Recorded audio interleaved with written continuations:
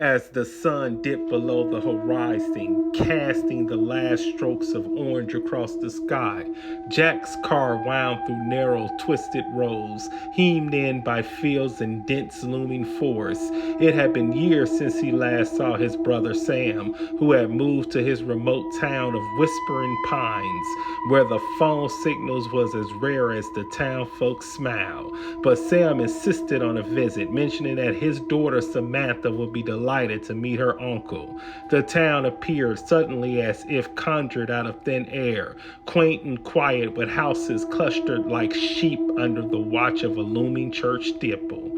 Jack's car rattled over the cobblestone streets, every house shuttered tight, save for the dim glow of warm light sneaking through the cracks. Jack pulled up in front of his brother's house, and before he could even knock, the door swung open. Sam stood there, a tired smile stretched across his face. His eyes, however, held an edge of weariness. "Jack, you made it," Sam said, pulling his brother into a tight hug. You're just in time." "In time for what?" Jack chuckled, slightly uneasy as he stepped inside and dropped his bag. "Just in time," Sam replied, eyes flickering towards the staircase where a little girl in a pale dress was watching him. Her head tilted, her dark eyes, too serious for her age, held Jack's gaze without blinking. Jack waved, offering a smile. "Hey there, you must be Samantha. I've heard a lot about you." She stared a moment longer, then smiled a strange little smile that didn't quite reach her eyes. "Hi, Uncle Jack," she said softly. "I've been waiting for you. I've been waiting for you, Uncle Jack." The evening drifted into an odd rhythm. Sam seemed overly tense, laughing too hard at simple jokes, glancing nervously at his daughter whenever she made the slightest sound. The town folks, as Jack had learned, were just as strange. He barely had time to settle in before the neighbors came to introduce themselves, but they all whispered rather than spoke in their words, tipped with nervous laughter. Their eyes flicked often to Samantha, calling her a sweet girl, such a darling. Voices trembled as they tried to mask their unease. As the days passed, Jack began to understand. Samantha, though barely 10, had an unnatural hold over the town. She had a power they feared, an ability that went far behind the ordinary. Sam, once close and open, now seemed closed off, speaking only in cryptic warnings. He never said it directly, but Jack noticed the hunted look in his brother's eyes whenever Samantha played one of her games. One evening, as Jack passed through the town, he noticed a family huddled together outside the small, tidy house. Their son, a boy around 12, stood apart, eyes cast down as Jack walked by. The boy suddenly broke away from his family and ran. His father called out, but the boy didn't stop. He ran until he was out of breath, stopping in front of Samantha's house, a broken doll clutching his hand. "It was an accident. I didn't mean to," the boy choked out. But before he could finish, Samantha appeared on the front step. She looked at him with her head tilted and unsettlingly gleam in her eyes. The boy's parents had followed, and they immediately knelt in front of her, pleading, "Please, please, Samantha, he didn't mean to break it. He's a good boy. He's a good boy. He'll apologize. He's a good boy, Samantha. Please forgive him. Please forgive him." Samantha's smile was small and sharp. Jack's stomach twisted. "I don't like people. I don't like people who break my toys.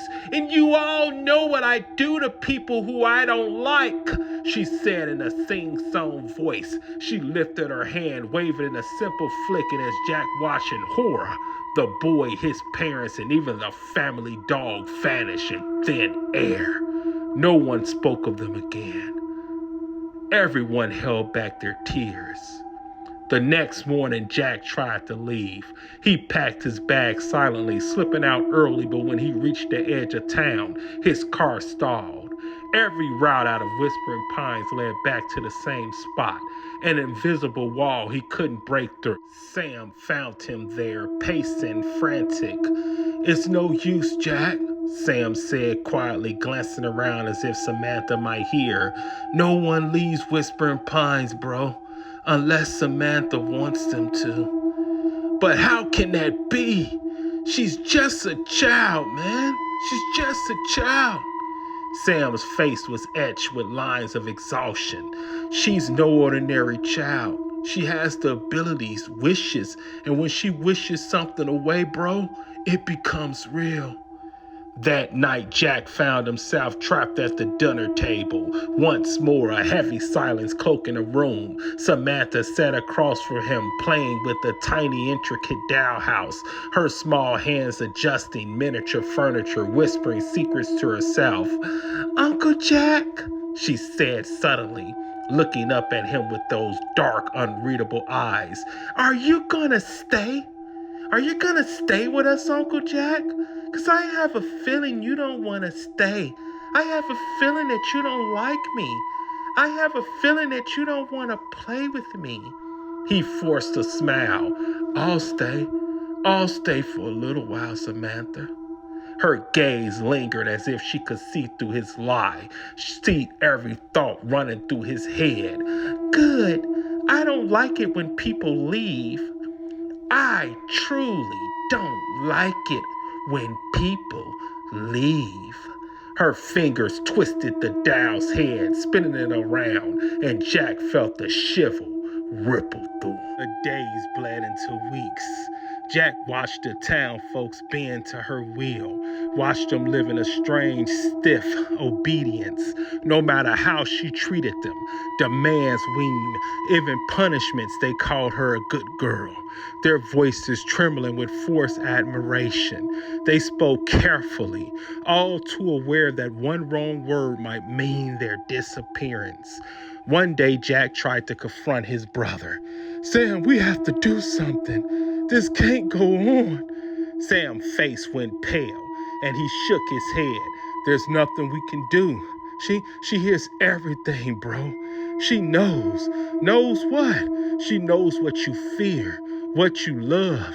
And if you cross her, Sam's voice dropped to a whisper, you will vanish. You will vanish, bro, like everyone else who tried. Desperation clawed at Jack. He couldn't live like this, couldn't be a prisoner to a child's twisted game. That night, he stole out of the house, planning to slip through the woods under cover of darkness. As he reached the edge of the trees, he heard her voice, soft but firm, just behind him. Where are you going, Uncle Jack? Where are you going? He turned, finding her standing alone, bathed in moonlight, her face unreadable. He swallowed, trying to hold her gaze. I just needed some air. I wasn't going nowhere, Samantha. Samantha smiled, a sad, knowing smile. I thought you like it here. You said you'll stay, Uncle Jack. Are you trying to change your mind? His heart pounded, and he tried to speak. No words came. She reached out her small hand, fingers curling into a fist. I can't let you leave, Uncle Jack. You belong here now. You belong to me, and I like to play with you, Uncle Jack.